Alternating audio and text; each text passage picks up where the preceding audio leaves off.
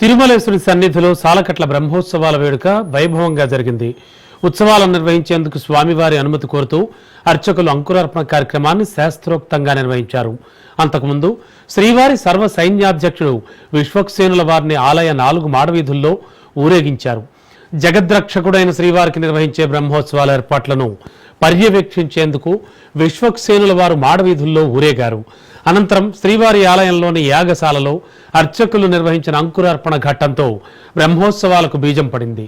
ఉత్సవాలు విజయవంతం కావాలని సంకల్పించడంతో పాటు స్వామివారి ఆశీస్సులు పొందడమే అంకురార్పణ ఘట్టం ముఖ్యోద్దేశం.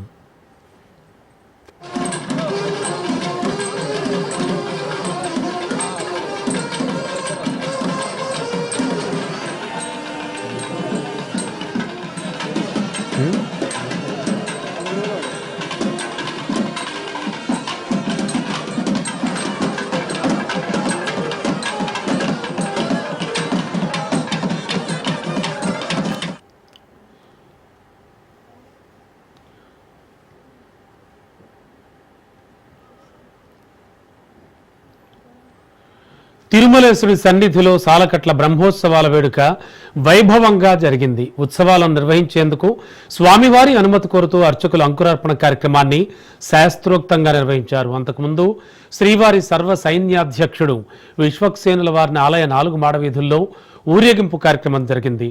జగద్రక్షకుడైన శ్రీవారికి నిర్వహించే బ్రహ్మోత్సవాల ఏర్పాట్లను పర్యవేక్షించేందుకు విశ్వక్సేనుల వారు మాడవీధుల్లో ఊరేగించారు. అనంతరం శ్రీవారి ఆలయంలోని యాగశాలలో అర్చకులు నిర్వహించిన అంకురార్పణ ఘట్టంతో బ్రహ్మోత్సవాలకు బీజం పడింది. ఉత్సవాలు విజయవంతం కావాలని సంకల్పించడంతో పాటు స్వామివారి ఆశీస్సులు పొందడమే ఈ అంకురార్పణ ఘట్టం ముఖ్యోద్దేశం.